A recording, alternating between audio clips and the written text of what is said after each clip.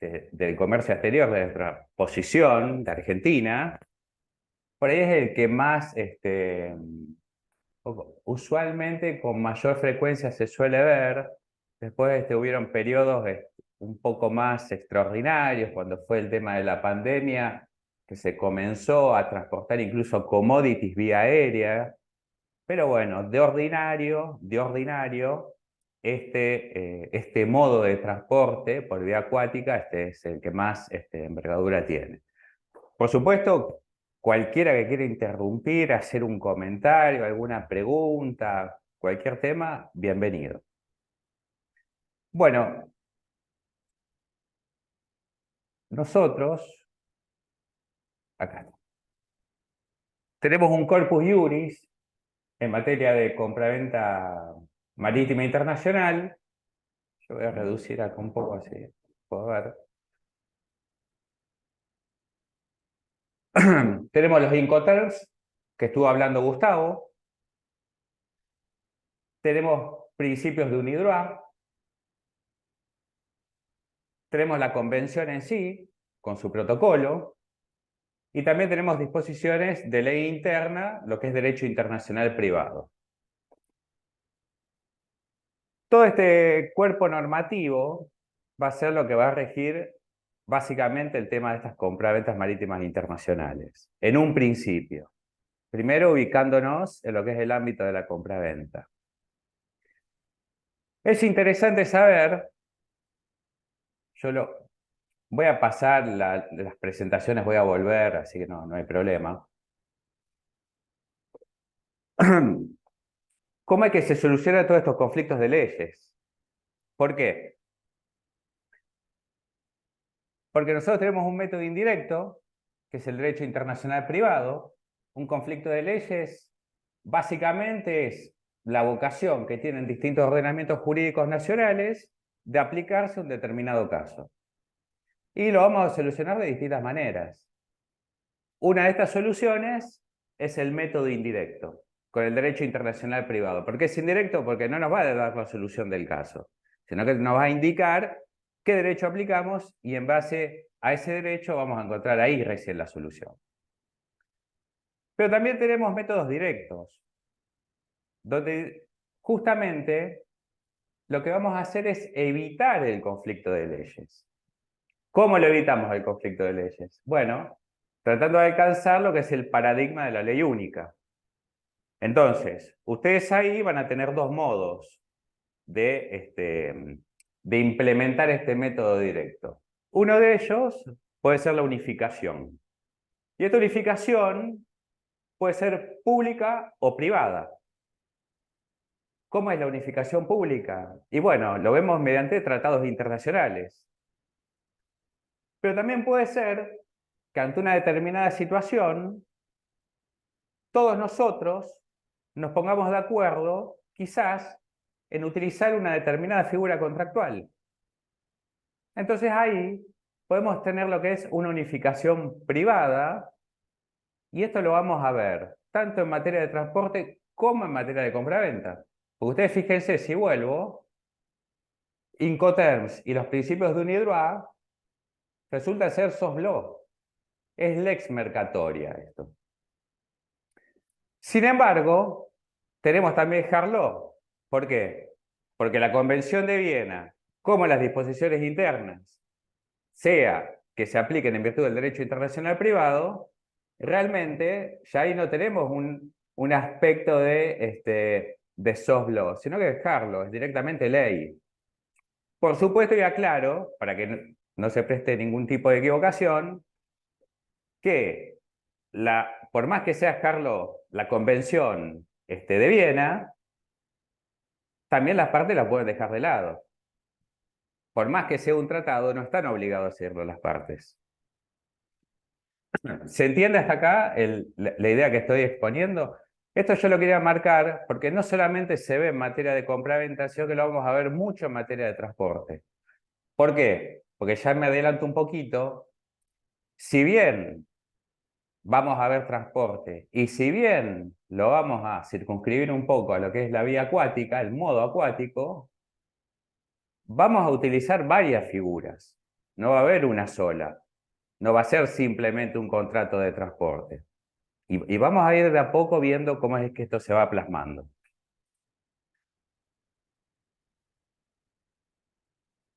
Estos Incoterms, yo creo que Gustavo, vos hiciste referencia a este tema.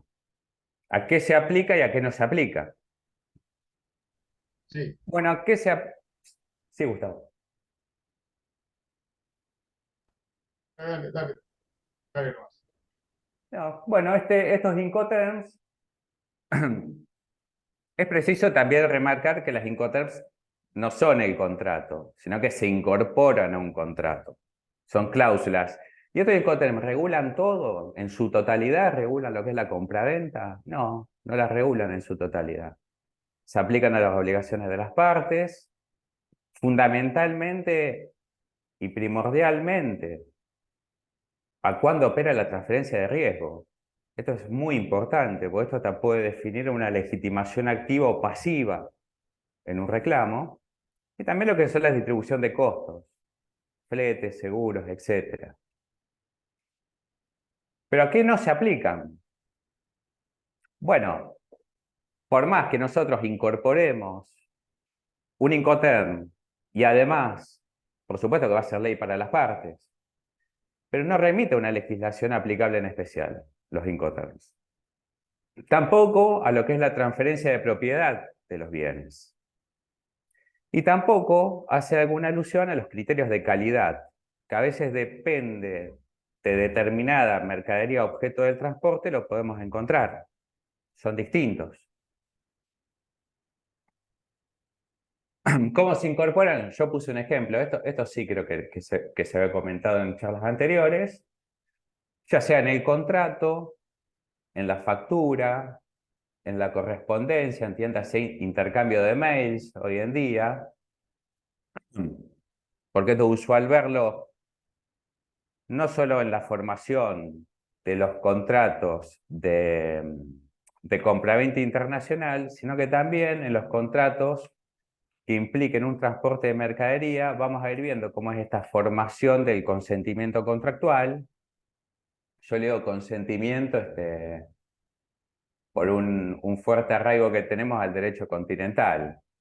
Pero bueno, no en todos los sistemas se observa de la misma manera esto.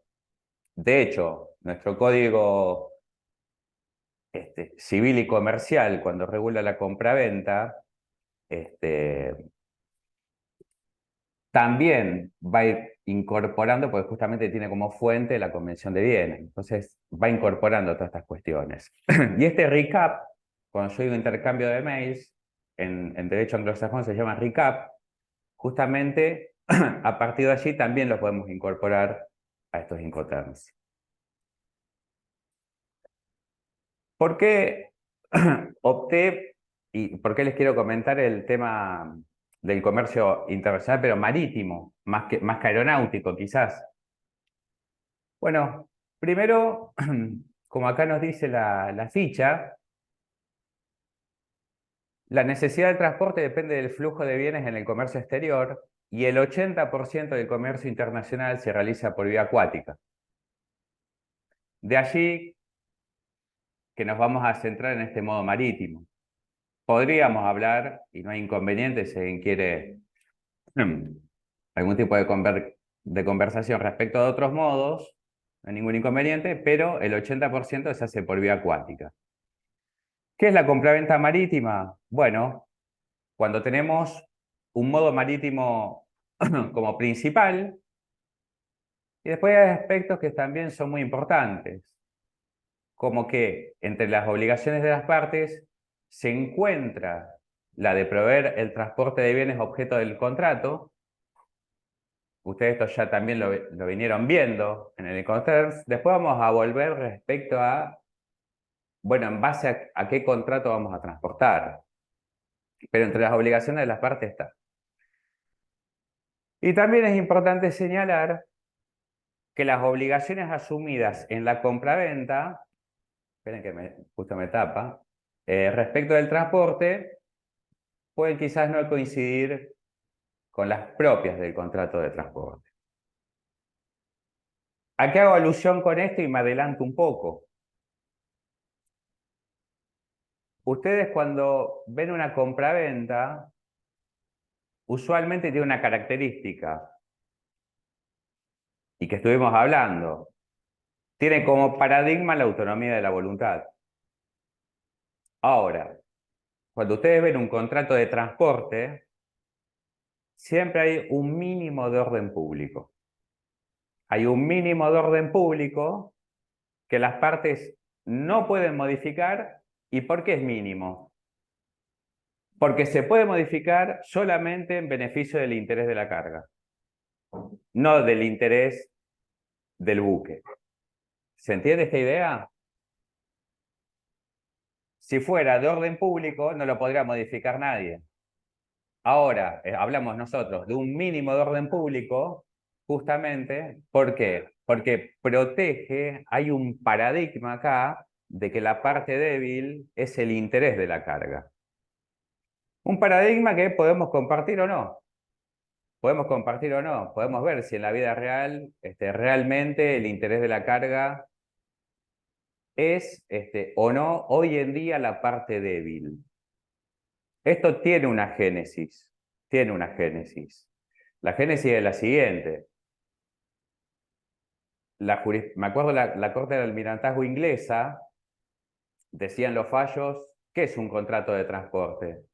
Un contrato de transporte es un contrato en virtud de la cual el cargador le da la carga al transportista, le paga el flete y la transporta si le da la gana. Así se refería a la Corte del Almirantazgo a lo que era un contrato de transporte marítimo de mercaderías por agua. Entonces, empezó a surgir una reacción contra esto. En los conocimientos de embarque se ubicaba la negligence clause, que era justamente una cláusula donde decía que el transportista no respondía ni por la culpa de él ni la de sus dependientes, capitán y tripulación. Y esto, luego, en el derecho norteamericano, en virtud de la Carter Act, se empieza a disociar. Y empiezan a decir, bueno, hay ciertos riesgos que van a estar a cargo del transportista y ciertos riesgos que van a estar a cargo de la carga. Se empieza a distribuir de esta manera. Y a partir de allí se le empieza a dar esta protección a lo que es el cargador.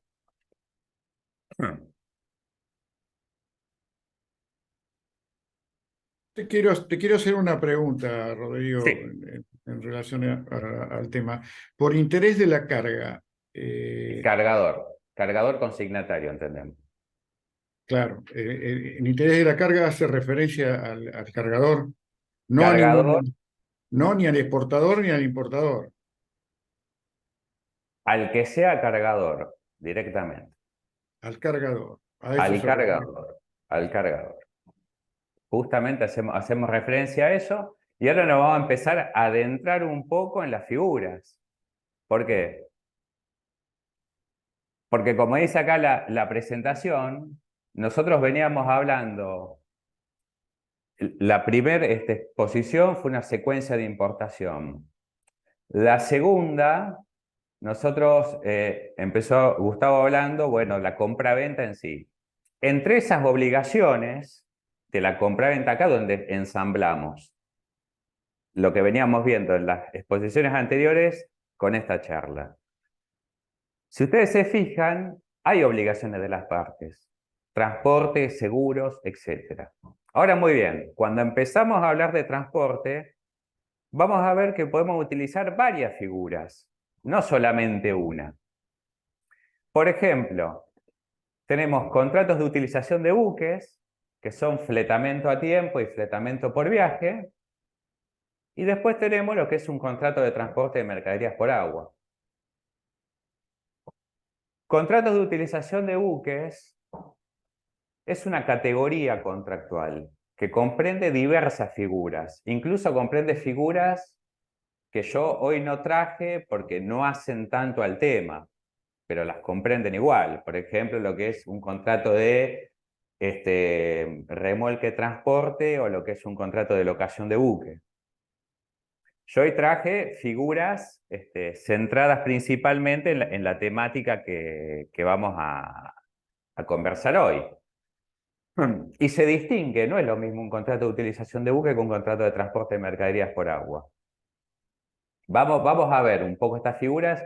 Yo no sé, la otra vez lo hablaba esto, yo no sé cuántos de los integrantes, de los asistentes hoy, están familiarizados con este tipo de contratos o no, justamente para ver, bueno, el punto donde estamos. Pero yo hoy traje algo para presentarles y si están familiarizados podemos ahondar en los contratos y no hay ningún tipo de problema. Bien, vamos a pasar. Contratos de utilización de buques. La mayoría del comercio exterior argentino y mundial se mueve a su ritmo. Y parece, y ahora vamos a ver esto, porque quizá alguien que no está familiarizado le llama la atención, pero ¿cómo? Contrato de utilización de buque, el contrato de transporte sería lo que mueve, básicamente, supongamos, las commodities. Y no, no es así. El contrato de transporte no mueve ese tipo de mercadería, la mueven los contratos de utilización. Y ahora vamos a ver el combustible, el crudo, etcétera.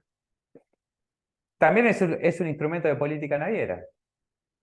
Yo acá les cito la ley de Marina Mercante, actualmente vigente, donde, por ejemplo, lo que es el contrato de locación, el arrendamiento a casco desnudo, establece ciertas facilidades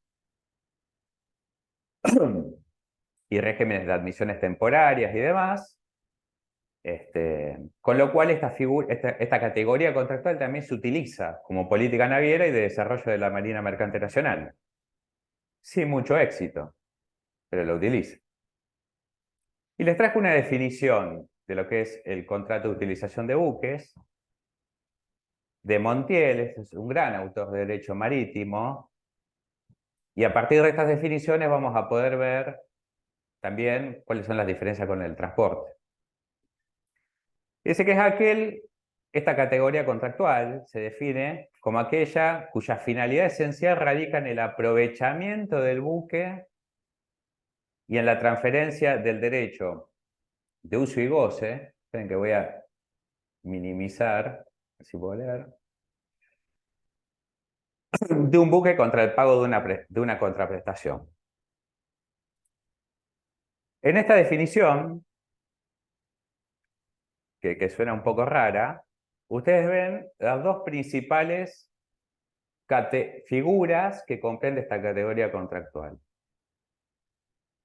El aprovechamiento del buque, básicamente hacemos alusiones a los fletamentos, que vamos a ver, transferencia del derecho uso y goce, eso es lo que sería locación, que no vamos a ver esta figura acá. Es un contrato igual que no representa tampoco una mayor complejidad, pero hoy nos vamos a centrar más en los fletamentos. Yo insisto, para no estar acá como un loro, o sea, si alguien me quiere preguntar o quiere intervenir, no hay ningún tipo de inconveniente. Bueno, clasificación. No vamos a ver todas estas clasificaciones, la podríamos ver con gusto, es un tema muy interesante. No sé cuán interesante para los asistentes, por eso quizá vamos a obviar algunas. Pero nos podemos centrar más que nada en lo que es nuestra ley de navegación y lo que es la clasificación anglosajona, que lo vamos a ver ahora en un ratito. Nosotros en nuestra ley de navegación, si ustedes la miran, van a ver que incluso el contrato de transporte está regulado como un contrato de utilización, pero no lo es. ¿Por qué no lo es? Porque el opus contractual principal de un contrato de transporte no es ni el aprovechamiento de un buque ni la transferencia del uso y goce. Porque no se tiene en miras un buque en particular cuando uno habla de un contrato de transporte. El opus principal de un contrato de transporte es la entrega, el ex receptum.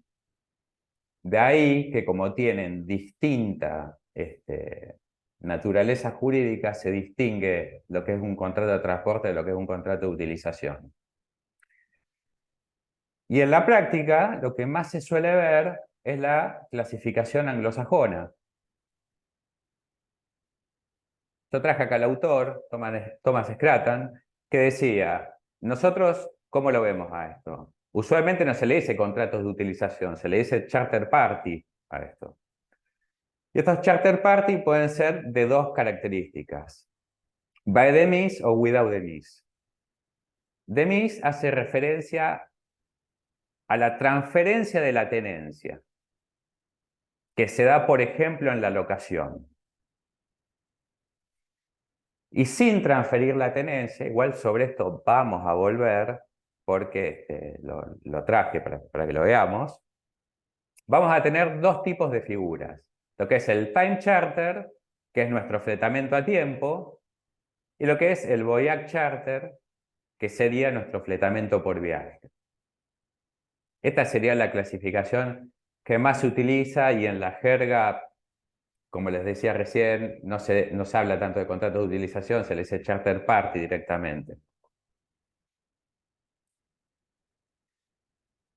¿Qué diferencias vamos a tener? Y estas diferencias las traigo para que uno pueda ir formándose un concepto de cada una de estas figuras, porque todas se utilizan. Por ejemplo, en una locación de buque, nosotros podríamos decir que una locación de buque es una institución particularista del derecho de la navegación. ¿Por qué? Porque reconoce como antecedente lo que es una locación de cosa, una locación común. ¿Y qué notas características tiene esta locación de buques? Bueno, voy a ceder el uso y goce, voy a transferir la tenencia, y esto es fundamental. Yo transfiero la calidad de armador. El armador es aquel que explota el buque, que lo utiliza a nombre propio. Y es el centro de responsabilidad en lo que es el derecho marítimo. Entonces, cuando yo celebro un contrato de locación, voy a tener a un propietario locador por un lado y voy a tener a un locatario armador por el otro. Por eso, este contrato principalmente es el que más interesa que, por ejemplo, se inscriba. ¿Por qué? Porque yo estoy transfiriendo la calidad de armador. El propietario locador va a pasar a tener un rol estático, salvo determinados supuestos, y el armador va a cumplir un rol esencialmente dinámico, porque va a ser quien va a explotar este buque de la forma que sea, ya sea para transportar crudo, para transportar commodities, para hacer un tendido de cables submarinos, para hacer alguna expedición científica, para lo que sea.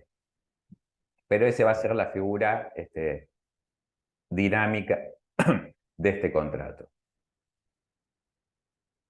Solamente decirles,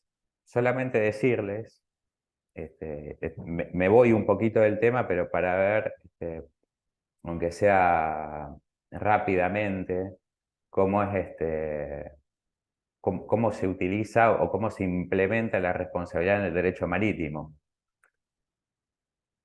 Cuando yo, por ejemplo, tengo un contrato de locación, que es el único contrato que me va a disociar las figuras de lo que es propietario y armador, si yo inscribo el contrato,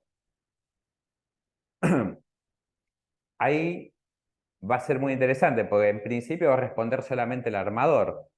Y si yo no inscribo este contrato, van a responder solidariamente propietario y armador. Pero hay una excepción. Aún estando inscrito el contrato, el propietario del buque va a responder igual por aquellos créditos privilegiados que tengan por asiento el buque. Por eso, usualmente, cuando alguno revise jurisprudencia, va a ver que las demandas se dirigen contra capitán o propietario o armador del buque tal, que es lo que se llama, tomado del derecho anglosajón, teoría de personificación del buque. Esto está, si no lo reitero, pero es muy importante que queden claro, porque a veces acá tenemos un sistema distinto, no es a veces tan lineal. De hecho, a veces es una fórmula proverbial que se utiliza para demandar, porque a veces uno no tiene ni idea de quién es el propietario del buque. Solamente interpone, ve si el crédito es privilegiado o no, de tal manera de poder obtener un embargo del buque y poder justamente efectivizar la responsabilidad.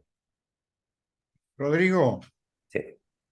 ¿dónde se inscribe el contrato que hace referencia, modifica la responsabilidad de... Bueno, nosotros al principio tenemos el Registro Nacional de Buques, tenemos esta inscripción que se realiza. Y justamente a mí la locación yo se los traigo porque me sirve para, como no es un contrato que voy a profundizar hoy en día, porque no interesa tanto para el comercio exterior, pero sí interesa para, a partir de que todos conocen lo que es una locación, poder tomar conocimiento de lo que son las otras figuras, diferenciar a partir de la locación y también para comentar estas notas a veces de responsabilidad que pueden existir, muy particulares. En un fletamento a tiempo no sucede esto. Yo voy a tener un fletante que va a seguir siendo armador y voy a tener un fletador. El fletante no va a ceder el uso y goce, no va a transferir la tenencia, no va a transferir la calidad de armador y lo único que va a hacer es va a poner a disposición el buque para realizar los viajes que le indique el fletador durante el tiempo de vigencia del contrato. Eso es lo que va a suceder en un fletamento a tiempo.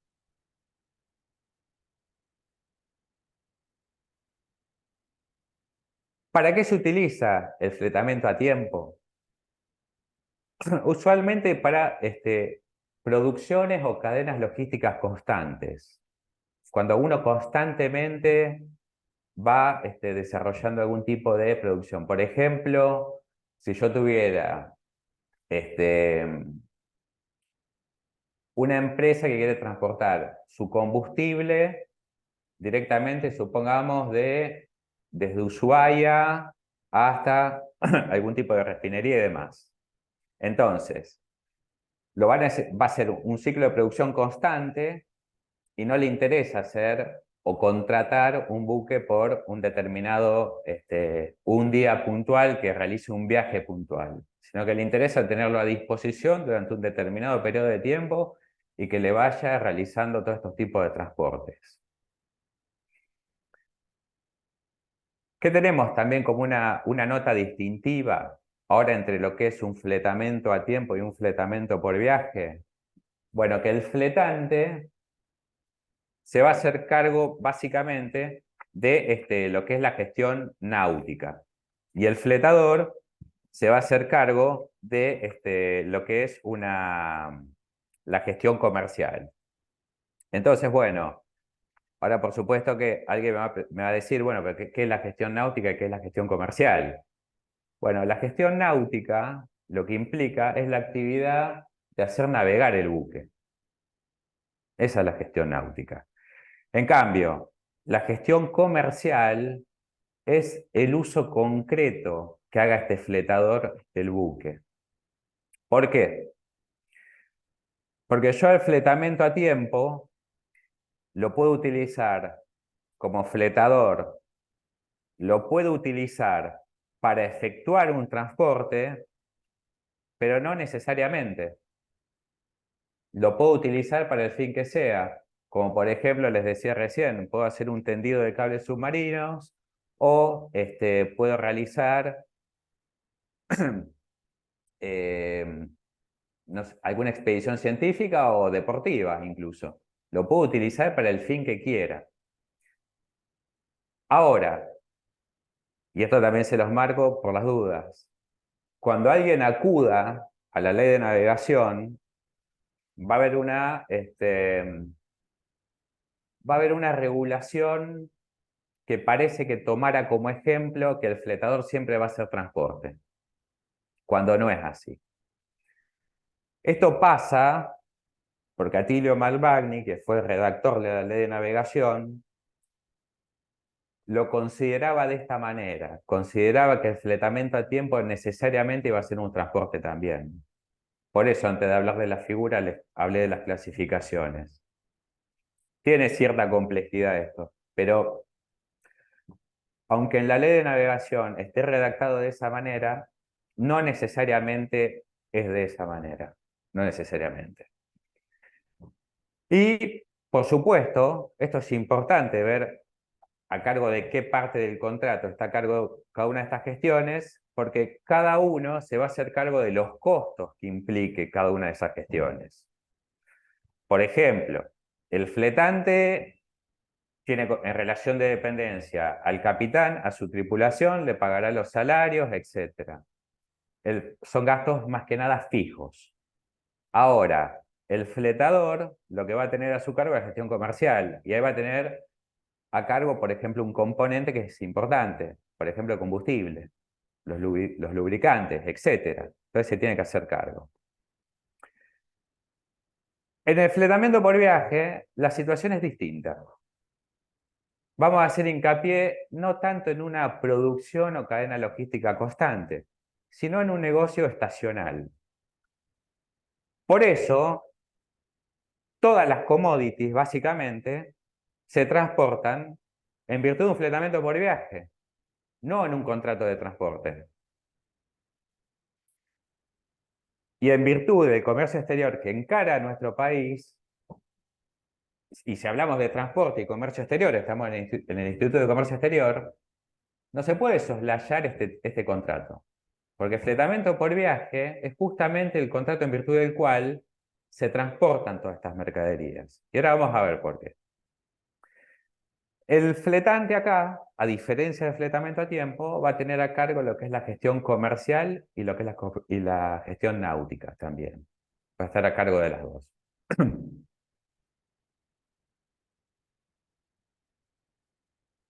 Y acá es donde vamos a distinguir un fletamento por viaje de un contrato de transporte. ¿Por qué es que utilizamos el fletamento por viaje y no utilizamos el contrato de transporte? Bueno, ¿qué es un fletamento por viaje? Vamos a empezar a ver eso. El fletamento por viaje es un contrato de transporte. De hecho, si ustedes ven el último punto, yo pongo acá que no hay fletamento por viaje sin contrato de transporte, pero puede haber contrato de transporte sin fletamento por viaje. ¿Y por qué surge esto? Porque fletamento por viaje es un contrato de transporte, pero tiene obligaciones adicionales a un contrato de transporte. Entonces yo les pregunto a todos, que de paso dejo de hablar un rato, si ustedes me pueden decir si es lo mismo cargar 20.000 toneladas de soja que 2 containers. O containers en general. ¿Les parece que es lo mismo a ustedes? No, yo considero que no es lo mismo el tipo de carga que se utilice. Yo lo llevo por ahí a la actividad mía, que son contenedores incluso con frío, que van Los carne. reefer. Claro. Entonces me parece que los riesgos y las responsabilidades no son las mismas, porque hay cuestiones que dependen del transportista, digamos, por decir de alguna manera, y hay cuestiones que no, porque, por ejemplo, ¿qué pasa si se avería el motor de ese contenedor que está proveyendo frío, ¿viste? A lo mejor el compromiso del transportista es llevar la mercadería en tiempo y forma, y la mercadería llegó en tiempo y forma, ahora no llegó en las condiciones que salió del puerto de origen. No sé, se me ocurre eso como diferencial. Tal cual, y vamos a volver sobre eso. Acá lo que sucede es, básicamente, depende del factor tiempo. Porque la operación de carga o descarga de un container tarda mucho menos que la operación de carga y descarga de mercadería a granel. Entonces, justamente estas características de la carga, incluso todavía más. ¿Por qué? Porque si yo hago un contrato de fletamento por viaje, puede ser total o parcial. Son dos subespecies del contrato de fletamento por viaje. Parcial, si alquilo alguna bodega determinada. Total, si yo celebro un contrato que comprometa toda la capacidad, todas las bodegas de un buque. Entonces, si yo celebro uno parcial, bueno, quizás el fletante va a poder transportar mercaderías de otros cargadores. Ahora, si es total, no, lo tengo afectado y no puede transportar categorías carga de otros cargadores. Entonces, ese tiempo que está imposibilitado, es como si fuera un taxi el buque. Si está imposibilitado de prestar sus servicios, pierde dinero. Entonces, estas obligaciones adicionales son lo que marcan la economía de este contrato. Son muy importantes. La idea que son las instituciones propias, estas obligaciones adicionales, que vamos a ver cuáles son, de este contrato. Es decir, que la diferencia también está fundamentalmente dada por el tema del costo que sale transportar mercadería a granel o transportar contenedores, utilizar todo el barco o parte del barco, porque eso también hace al costo final de la mercadería por parte del importador. El importador va a pagar más o menos en la medida que el exportador cargue esos costos o no en el precio de la mercadería. Mira, es el tiempo. Cuanto más Y, tiempo ah, lo tengas al buque, que más tarde en tu operación, incluso te voy a decir, ahora vamos a avanzar un poco y vamos a verlo esto también. Cuanto más tiempo tardes vos, que es lo que nos diferencia de un contrato de transporte, porque el contrato de transporte lo que vamos a ver es que tiene una función más esporádica. Yo tengo que transportar zapatos, utilizo líneas regulares, pero tengo que transportar zapatos, lleno un container de zapatos, y la carga o descarga de ese container tarda mucho menos que si tengo que transportar soja, minerales, lo que sea. Entonces, yo me acuerdo, un profesor de marítimo muy, muy importante decía, el contrato de fletamento a tiempo marca la economía argentina. Directamente, lo decía así. Lo señalaba en esos términos. Y justamente tiempo así. es dinero, ¿no? ¿Cómo? El tiempo es dinero, time is money. Totalmente, y de hecho ahora vamos a ver qué son estas obligaciones adicionales e instituciones típicas de este contrato, porque justamente estas obligaciones adicionales es lo que nos hace diferenciarlo de un contrato de transporte. ¿Por qué? Porque en un contrato de transporte no las voy a pactar a esas obligaciones. No sé en qué presentación la puse, si en la que viene, en otra, pero lo vamos a ver seguro. Bueno, acá están. ¿Cuáles son las instituciones propias? Bueno, tenemos las estadías o lay time o se le dicen días de plancha o de planchada, porque justamente la plancha era ese adminículo que va entre el muelle y el buque, que se utilizaba para acceder al buque, entonces por eso quedó ese nombre. Y ese es el plazo que va a tener el fletador para efectuar las operaciones de carga y descarga. Tenemos, yo acá no lo puse, pero hay un factor muy importante, el ETA, que es Estimated Time of Arrival, quiere decir que es todo esto se pacta, ¿eh? Todo esto se pacta y es lo más complejo de este contrato, incluso muchas veces determinadas empresas tienen un departamento afectado a ver cuánto tiempo se gasta en esto o no, porque de allí van a hacer el cobro que hagan tanto los armadores como que puedan reclamar cargador o consignatario. ¿Por qué? Porque usualmente el buque cuando llega tiene un tiempo aproximado. Se dice, bueno, va a llegar aproximadamente en tantos días. No es exactamente que llega. Entonces está este ETA. Y cuando llega, se produce este número 2 que dice acá, carta de alistamiento, o NOT, Notice of Readiness, que es la comunicación del fletante al fletador de que el buque está disponible para realizar las operaciones referidas, de carga o descarga. Justamente cuando llega esta carta de alistamiento, es que se empieza a contar el plazo de estadía. Y tengo también las de Morrich, que son las sobreestadías. ¿Por qué? Porque si hay un exceso de tiempo en realizar esas operaciones, se paga una multa. Una multa que puede ser 5.000, 10.000 dólares por día. Tengo otra figura, Dispatch Money, que es justamente un premio acordado al fletador en caso de ahorrarse tiempo en el desarrollo de estas operaciones. Y también puedo tener lo que son estas estadías reversibles, donde, por ejemplo, yo tenía 5 días para efectuar una carga y 5 por una descarga. Para cargar tardé 3. Entonces, estos 2 que me sobran los puedo utilizar si, por ejemplo, para descargar me demoré 7. Por eso se habla de que son reversibles. Porque el tiempo que me ahorro en una operación lo puedo compensar con el exceso en que incurro realizando la otra operación. ¿Se ven bien esto? ¿Se entiende bien? Sé que estamos viendo muchas Perfecto. figuras, pero bueno, este era el tema que me dijeron, entonces listo.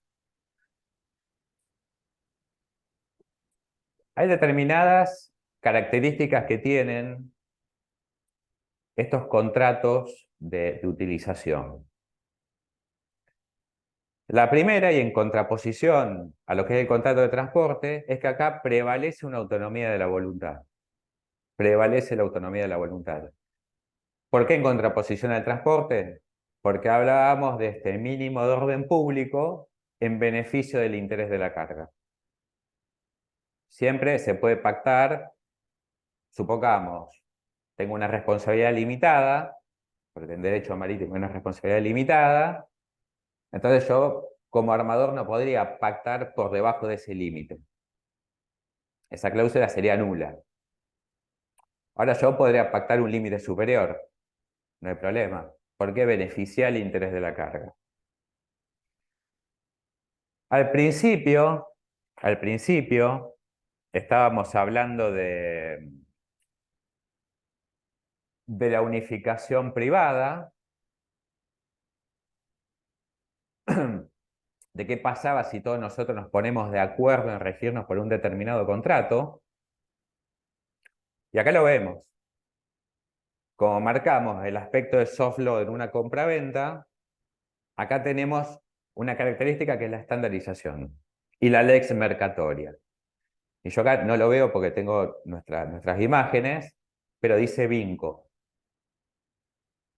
Yo acá les puse la denominación de vinco, que justamente es una agrupación, un agrupamiento de armadores.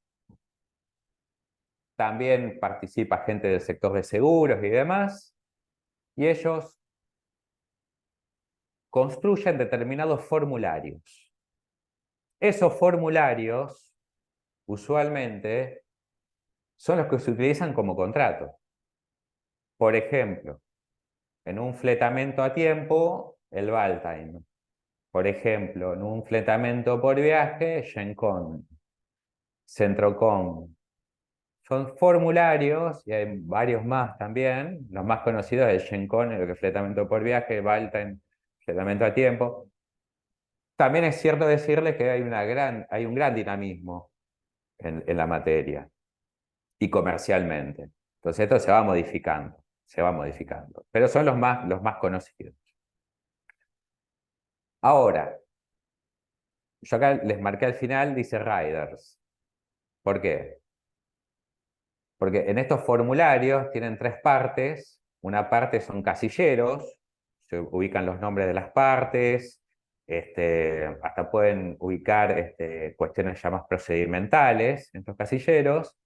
Después hay una segunda parte, que son las cláusulas generales, y después hay una tercera parte, que son los riders, que son ¿qué sucede? Estas cláusulas especiales, específicas, que pueden pactar las partes, que pueden entrar en contradicción con las cláusulas generales. Usualmente a veces esas cláusulas generales se tachan, y en estos riders se ponen estas cláusulas específicas, y en caso de contradicción prevalecen, por supuesto, los riders, o cláusulas mecanografiadas, que se ponen, que pactan las partes. ¿Por qué? Y porque reflejan con una mayor fidelidad cuál fue la intención de las partes.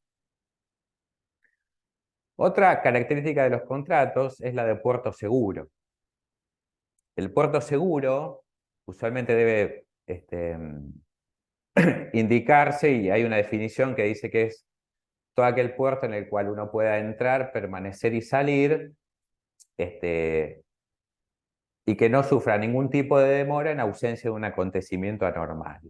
Así lo definía RAI, lo que es el puerto seguro, que, bueno, por ejemplo, con el tema del COVID han habido algunos contratiempos con este tema, porque a veces teníamos un puerto en plena cuarentena, etcétera. Pero bueno, también podemos hacer, y hay muchos fallos, a veces temas bélicos que han sucedido y demás. El jus in generis. El jus in generis lo que implica es que muchas veces se pone, por ejemplo, para dar un ejemplo, el caso fortuito, fuerza mayor. Nosotros en el sistema romano continental tenemos una teoría general de la fuerza mayor. Si uno no lo pacta, tenemos igual una teoría general que nos ampara. En el derecho anglosajón no existe esto. O sea, si uno no lo pacta, no se aplica directamente. Sucedía también en los temas de COVID. Entonces, ¿qué es lo que es este jus in generis? Usualmente se dice, bueno, en casos de fuerza mayor, y supongamos terrorismo, huelga, etcétera, etcétera, y supuestos análogos o de igual naturaleza a los mencionados. Eso quiere decir de jus in generis. Esto se ve mucho en este tipo de contratos. Y después, por último, tenemos cláusulas compromisorias que se suelen ver. Se pacta mucho el arbitraje, ya sea en New York, en Londres, son plazas donde se suele pactar el arbitraje en estos temas. Hay jurisprudencia y demás. Yo traje por las dudas si hacemos tiempo, pero bueno, también la idea es no sobrecargar tanto para que no se haga tanta confusión. Sebastián hace un rato hablaba del contenedor de los reefer y la cadena de frío. Bien, hay una característica que tienen todos estos contratos, y también el contrato de transporte, que es la obligación de navegabilidad. Y esta navegabilidad se distingue en dos: en lo que es abstracto o seaworthiness, y lo que es concreta o cargo-worthiness. En abstracto, ¿qué quiere decir? Es la aptitud del buque para surcar espacios acuáticos: gobierno, maniobra, propulsión, etc. Cargo, o en concreto, a lo que hace alusión a que el buque tenga esta condición de navegabilidad para el fin en concreto en que va a ser destinado. Por ejemplo, si él decía, tengo que llevar productos, tengo que llevar carne, transportar, bueno, que las bodegas puedan cumplir y que estén con un determinado nivel de frío y estén debidamente acondicionadas para realizar ese tipo de transporte. Por ejemplo, si tengo que transportar combustible, bueno, bodegas limpias que estén específicamente aptas para el destino en concreto al que voy a destinar ese buque. Entonces, a esto hacemos alusión cuando hablamos de obligación de navegabilidad. Y tiene una proyección distinta en cada contrato. Pues en la locación, ¿qué tengo que hacer como locador? Poner y mantener. Fletamento a tiempo, ¿qué hace el fletante? Pone y mantiene durante la vigencia del contrato esta navegabilidad. En el fletamento por viaje, en el contrato de transporte, no. Solamente se pone. Se pone solamente. No se mantiene. ¿Se puede pactar en contrario? Sí, hay autonomía de la voluntad en estos contratos. Pero lo que nos marca la ley y lo que nos marcan los convenios es esto, hoy en día. O sea que hay que estar atento para ver si uno lo quiere pactar o no en contrario. Hoy esta es la proyección en cada una de las figuras contractuales de esta obligación. Contrato de transporte de mercaderías. Bueno, como hacíamos alusión recién, es un contrato más esporádico. Muchas veces, bueno, yo traje acá varios temas para hablar, pero muchas veces lo que sucede es que una agencia marítima o un freight forwarder, uno puede ir y consultar y ver cuándo estas líneas van a llegar acá. Entonces, si uno, como tiene que hacer un transporte más esporádico, por ejemplo, el ejemplo de los zapatos, que hablábamos recién, uno puede acceder a los servicios de estos buques. Igual usualmente en nuestro mercado se utiliza más para importación esto. Usualmente, no digo que necesariamente sea así. Hablábamos recién que tiene normas imperativas, que hay un mínimo de orden público y que es en beneficio del interés de la carga, y también hablamos de este paradigma, de si es así, si hoy en día es así. Históricamente, el desarrollo fue como les comentaba. La jurisprudencia inglesa criticaba mucho esta posición de los transportistas, de los armadores, en virtud del cual, como reacción, surge la Charter Act, y esa Charter Act lo que hace es poner las culpas comerciales a cargo del interés del buque y las culpas náuticas a cargo del interés de la carga.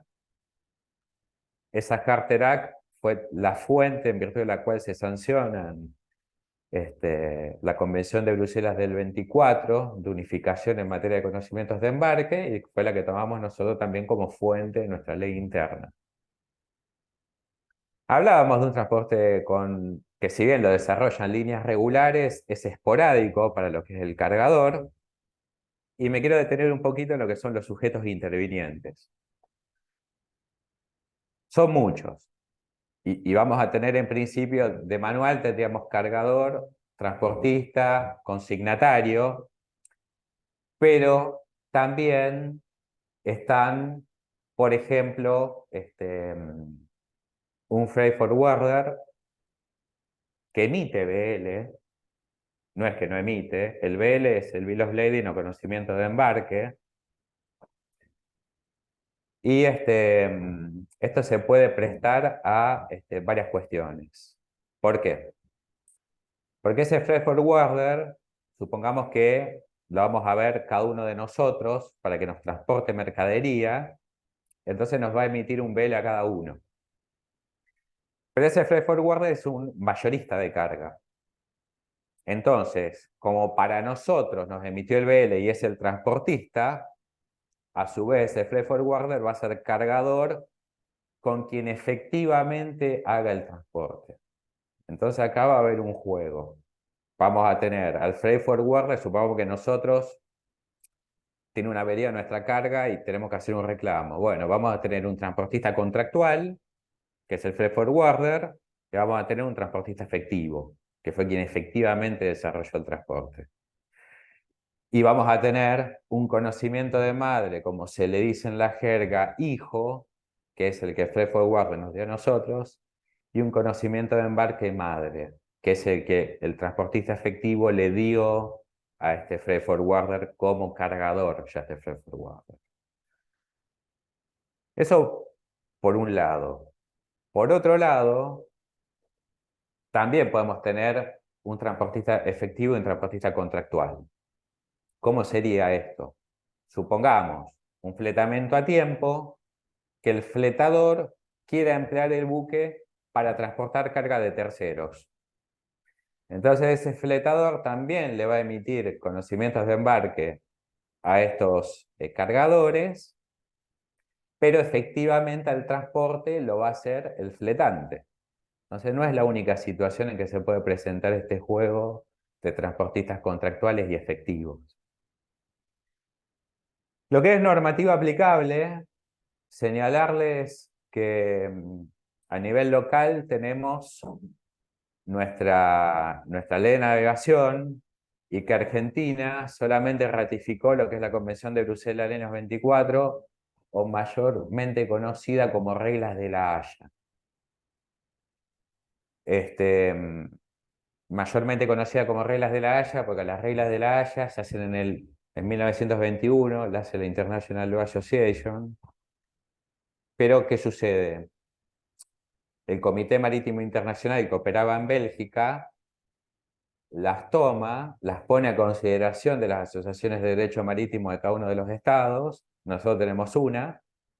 Y luego, como era una organización privada, el Comité Marítimo Internacional le brindaba esta información al gobierno belga y este convocaba una conferencia de plenipotenciarios y ahí ya se sancionaba el tratado. Ese es el sistema en que operaba esta organización. Tenemos un ámbito espacial. ¿Qué quiero hacer alusión con eso? Esto igual, en lo que es el ámbito espacial, lo vamos a volver después cuando veamos la normativa aplicable. Un aspecto temporal, esto sí me interesa señalarlo ahora. Las normas, tanto en reglas de la Haya como en nuestra ley de navegación, que regulan el transporte, se aplican de carga a la descarga. En ese periodo, por eso muchas veces dicen que hay una fragmentación, un fraccionamiento del contrato de transporte. Porque las normas se aplican de la carga hasta la descarga. Puede ser que uno las reciba, que las reciba el transportista y todavía no efectúe el transporte. Va a tener una responsabilidad, sí, pero estas normas se aplican de carga a descarga. Si bien nosotros nos rige la ley de navegación y las reglas de la Haya, las reglas de la Haya sufrieron una modificación en el año 68, se denomina Haya-Visby. Argentina tiene una particularidad porque no ratificó las Haya-Visby, pero las tomó como fuente para hacer su legislación interna. Luego tenemos las reglas de Rotterdam del 78, perdón, las reglas de Hamburgo del 78 y las reglas de Rotterdam del 2009. En eso se fue modificando. En Hamburgo ya se aplica de puerto a puerto y en Rotterdam de puerta a puerta. Son distintos periodos temporales de aplicación de las normas de este contrato de transporte. Acá yo también les marqué un aspecto de objeto contractual, que esto hace alusión, yo solamente se los voy a mencionar porque es para hacer una charla completa. Una vez hicimos una charla de transporte en contenedores, porque tanto las reglas de la Haya en un anacronismo como la ley de navegación no se aplican al transporte sobre cubierta. Entonces, igualmente las partes pactan que se apliquen, hay determinadas cláusulas que se usan en los conocimientos de embarque, donde pactan que se apliquen igual esas reglas. Pero en principio no, no regulan ese tipo de transporte, las reglas de la Haya ni la ley de navegación. También, por si hay tiempo, hay jurisprudencia de este tema, etc. Conocimiento de embarque, bill of lading, esto que estuvimos hablando, madre, hijo, etc. Bueno, tienen las mismas funciones. Prueban el contrato, prueba el embarque de las mercaderías, esto es muy importante. Es un título de crédito causado, permite la ejecución de fletes y la entrega. Y es muy importante, ¿por qué? Porque cualquier discordancia que exista entre un BL y la realidad, el BL dice que la mercadería no dice nada, un BL limpio, y yo tengo la mercadería que me llega en mal estado, con averías, lo que sea, el responsable es el transportista. Entonces, de allí la importancia de que este transportista, vamos a ver, esto básicamente tiene tres opciones. Realiza observaciones, cláusulas de reserva o cartas de garantía. Las observaciones usualmente no se distingue mucho entre observación y cláusulas de reserva, pero tiene una distinción muy importante. Pues la observación es cuando el transportista efectivamente tiene conocimiento de que la mercadería no es lo que se le está dando. El B le dice 10 cajas y yo veo que hay 4. Entonces uno la observa. Cláusulas de reserva cuando no tiene un conocimiento exacto de la irregularidad, pero puede llegar a tener algún tipo de sospecha. Las cartas de garantía operan de la siguiente manera, y esto es muy importante. ¿Por qué? Porque yo no sé si ya hablamos de crédito documentario o no. Ese es el tema. Creo que... No hablamos, lo mencionamos, pero no hablamos nada. Bien. Entonces, ¿qué sucede? Cuando uno, en la operatoria de crédito documentario, uno tiene que presentar el BL para cobrar, básicamente. Y no es lo mismo presentar un BL limpio que un BL sucio, que tiene observaciones o cláusulas. Entonces, a veces, ¿qué es lo que hace el cargador? Le dice al transportista, expedí un BL limpio, expedímelo, yo cobro, y si alguien te reclama, yo salgo y te cubro. Esa es una carta de garantía. ¿Cuál es la naturaleza jurídica de una carta de garantía? Un contradocumento. Esa es la naturaleza jurídica de una carta de garantía. Entonces, se hace. Por supuesto que esto, y cada cosa que yo voy mencionando es para hablar muchísimo más. Yo lo voy comentando así por tema de tiempo, nada más que por eso. Responsabilidad del transportista. Bueno, contractual, subjetiva, imperativa, casuística. Si ustedes ven, por ejemplo, las causales de exoneración, tanto las reglas de la Haya como, por ejemplo, el 275 nuestro, van a ver que llega hasta el inciso O y demás. Esto tiene una explicación y se redactó así por esta casuística propia del derecho anglosajón, que se siguió. Y además no solamente lo siguió en eso. Malvani, cuando redacta los contratos de utilización, toma como fuente los formularios. Por supuesto que él seguía la doctrina italiana y es un excelente autor, excelentísimo diría. Pero cuando redactó estos contratos y cuando redactó también lo que es el transporte y demás, tiene una influencia anglosajona muy pronunciada. Y también tenemos una característica de nuestra responsabilidad que es la limitación. Yo acá les puse básicamente cómo es la limitación hoy en día. PAO son pesos argentinos oro. Pesos argentinos oro. Tanto en el derecho aeronáutico como en el derecho marítimo, usualmente como unidad de cuenta se ponen monedas que no son de curso legal, que quizás en algún momento lo fueron, pero que no lo son. Por ejemplo, si ustedes ven el convenio de Varsovia del 29, en el ámbito del derecho marítimo, van a ver los francos Pongaré. Hoy, básicamente todos toman los derechos especiales de giro. Pero bueno, en nuestra ley tenemos los pesos argentinos oro, que igual tiene una cotización trimestral que le hace el Banco Central de la República Argentina, así que a no asustarse, tienen un valor y se puede saber qué valor tienen y no hace falta ir a la numismática, porque a veces hay monedas de cuenta donde uno tiene que ver en estas unidades de cuenta el contenido metálico que se tiene de oro, o por ejemplo, en las reglas de la Haya tenemos libras esterlinas oro también.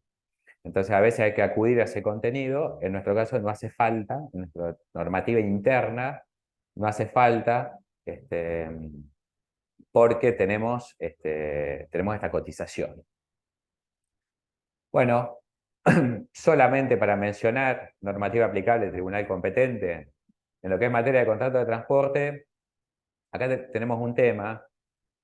Nosotros tenemos las reglas de la Haya, que el artículo 10 trae como punto de contacto el lugar de expedición del conocimiento de embarque, del BL, que sea en un estado aparte. En nuestra ley de navegación es un criterio distinto, porque habla de que se aplica la ley del lugar donde debe ejecutarse cada obligación. Entonces puede suceder que yo tenga un contrato de transporte donde la operación de descarga, la entrega, se haga en un estado, pero quizás el pago de flete se haga en otro. entonces voy a tener una legislación para cada aspecto. Eso hay que tener mucho cuidado. No fue el criterio seguido, por ejemplo, en el Tratado de Navegación Comercial Internacional de Montevideo del año 40. Pues se tomó la obligación más característica, que era el puerto de descarga.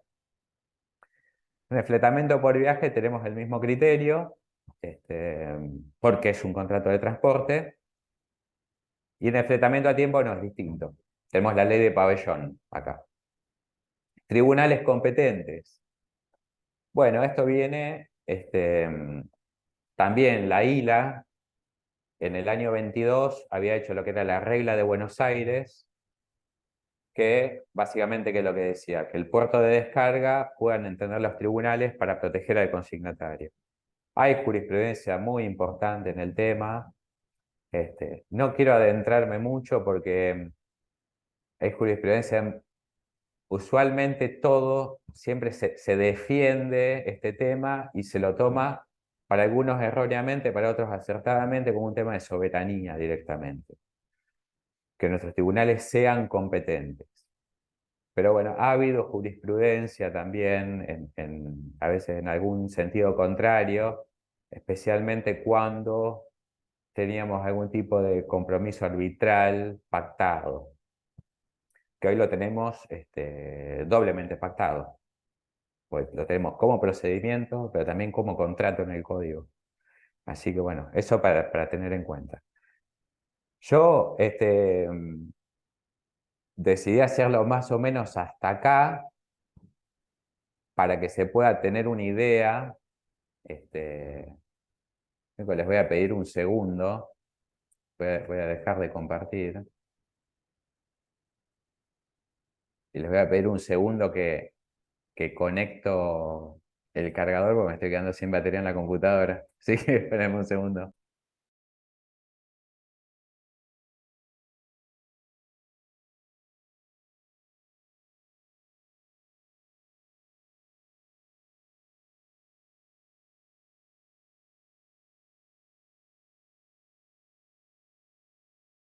Ahí estoy de nuevo. Bueno, la idea básicamente de hoy es nosotros hablamos de transporte en el comercio exterior. Este transporte puede ser en múltiples modos. Como les decía recién, por ejemplo, del aéreo ni llegué a hablar, pero tampoco la idea es, podemos hacer charlas de cada uno de ellos y también de particularidades de esto que estoy hablando hoy. Hoy es básicamente hacerles una presentación del abanico de posibilidades que se pueden encontrar. Y que no se vayan tampoco ultra saturados. Pero esto no es nada, es ABC, ni el ABC les diría. O sea, esto es para hablarlo mucho más. Pero bueno, aunque sea que puedan tener una idea y ver que cuando se dice, bueno, pactamos el transporte, bueno, ¿qué es el transporte? ¿Qué es un contrato de transporte? Puede ser un fletamento, o cuando directamente se encuentre con un transporte, ver qué figura o tratar de poder vislumbrar qué figura la que ustedes tienen detrás. Porque a veces quizá el contrato más importante nuestro es el fletamento por viaje. Y uno no suele escucharlo nombrar mucho. Se habla usualmente de transporte, sí, transporte bárbaro. Pero el fletamento por viaje mueve todo lo que es las commodities argentinas. Incluso hasta por distintos carriles. Porque tenemos buques de línea para lo que son transporte, pero usualmente para commodities se le dice Trump, son vagabundos, a esos buques. ¿Y Así que podrías bueno. resumir, Rodrigo, entonces que para los commodities podemos ver más este flete de viaje que vos decís?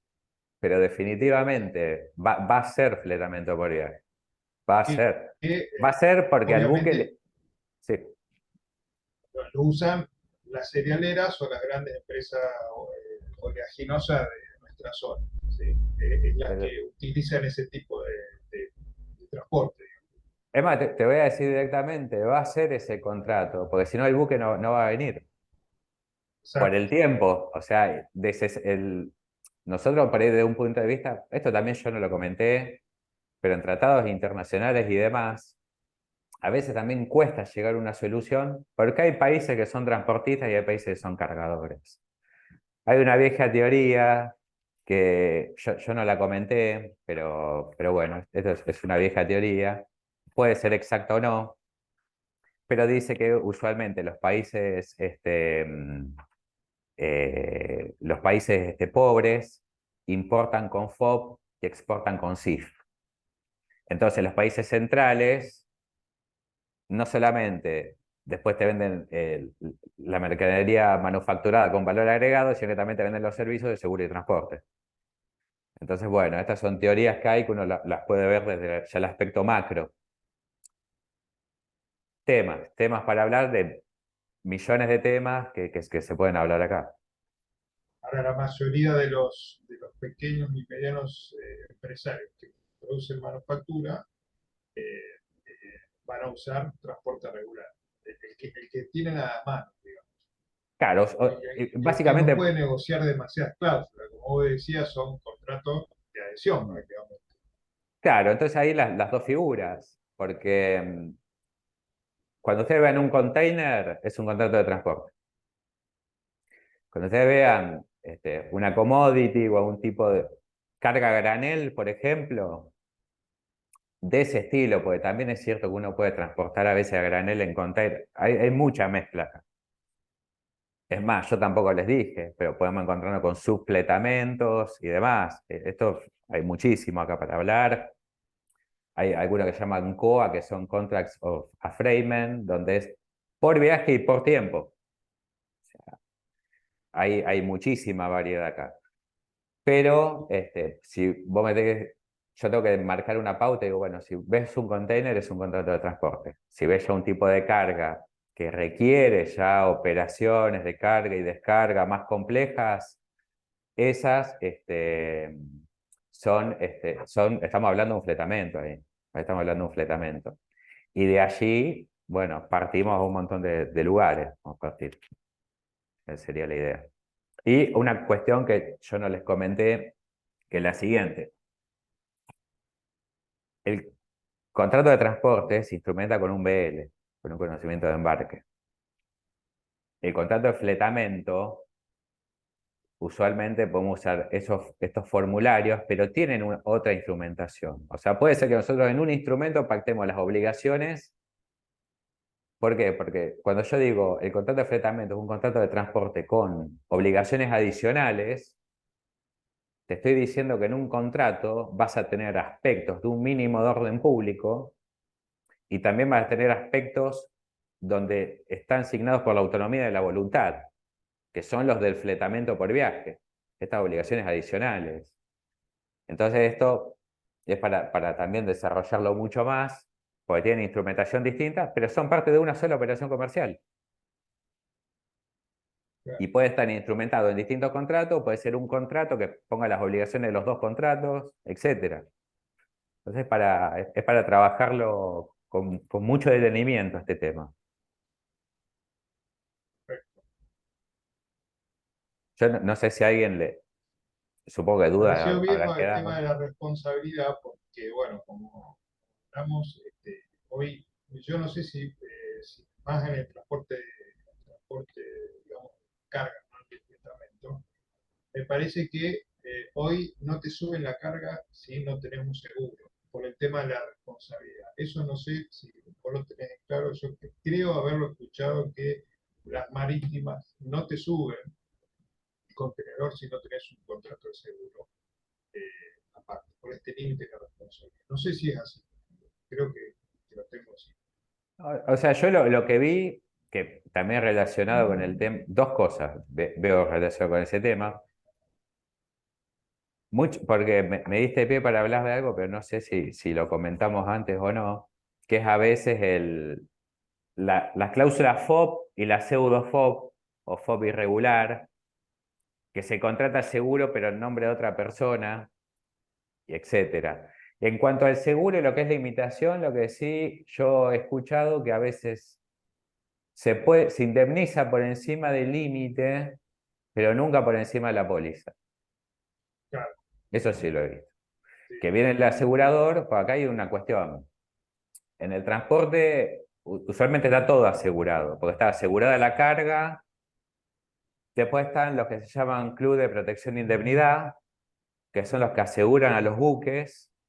Entonces, bueno, Tenés usualmente seguros a veces, paralelos. claro, porque tenés por la responsabilidad civil del buque, tienes estos clubes de protección e indemnidad, los Lloyds.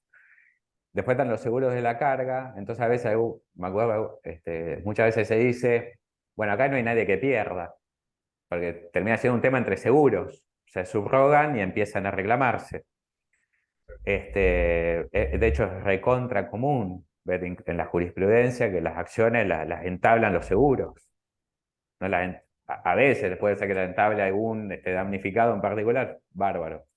Pero sí, es una actividad que está recontra asegurada. Y lo que he visto, como te decía, ese tema, por arriba del límite, perfecto, pero nunca por encima de la póliza. Eso sí. Claro. No sé si alguno le quiere alguna pregunta. ¿Alguien, alguna? Te pregunto algo, Rodrigo. En el tema de barcazas Sí. que surcan la hidrovía, ¿cómo lo ves el transporte? ¿Como fletamento, como alquiler? Esas barcazas, que Bueno, a normalmente veces, son de quienes la transportan, ¿no? bueno, a veces primero que tenemos un remolque ahí.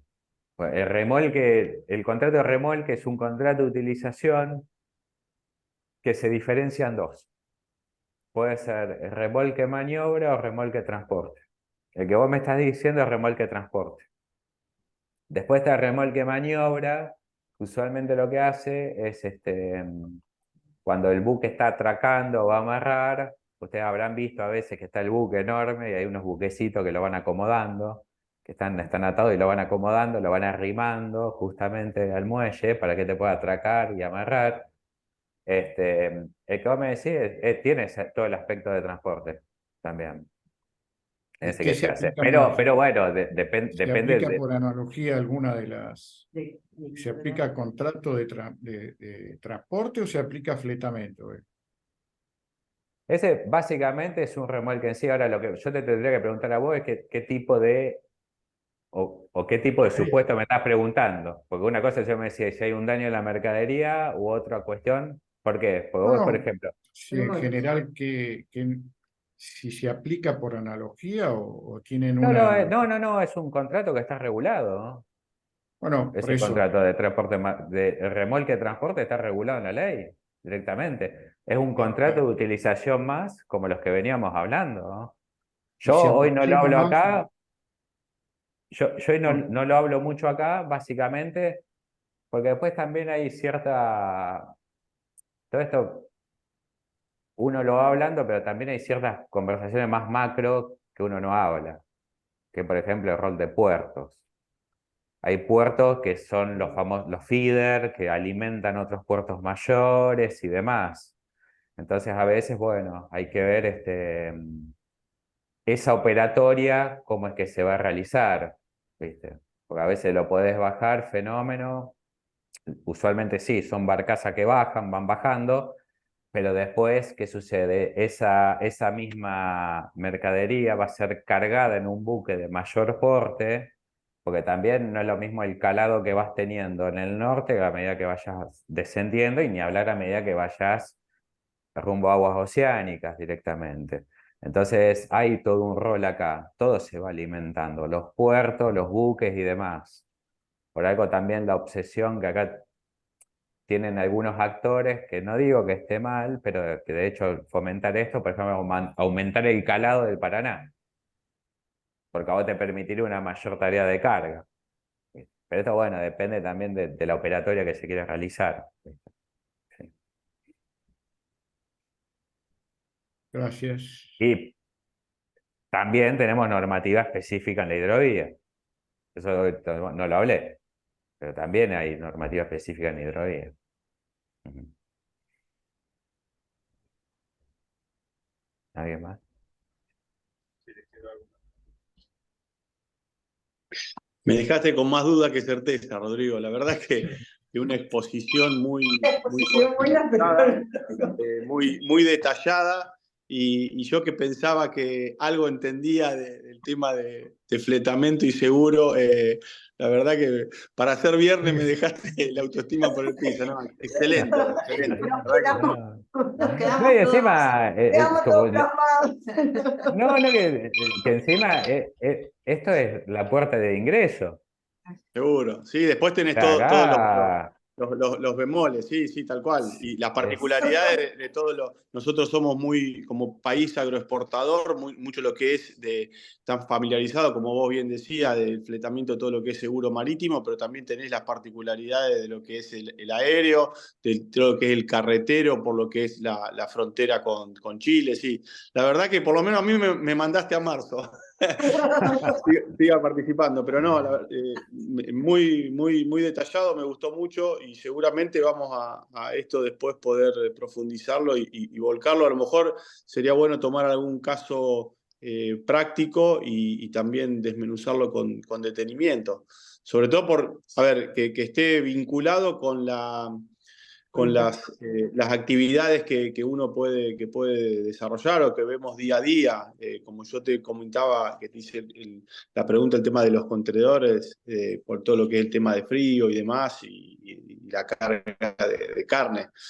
Y qué tipo de seguro tenés que tener, si es carne congelada, si es carne enfriada. El tema de los plazos, que muchos de los importadores lo que te exigen también es la premura con los plazos, y el problema que hay de los contenedores, porque digamos, lamentablemente Argentina en el cono, por estar en el hemisferio sur, hay faltante de contenedores y la variabilidad de precios, y eso influye en el costo del seguro y del flete. Bueno, un montón de cosas que se me van ocurriendo ahora que estaría bueno, pero la verdad que brillante, Rodrigo, te felicito, muy bueno. muchas gracias ante todo y te comento, tampoco, pues yo traje un montón, no llego a hablar de todo, problemática de multas por demoras en devolución de contenedores.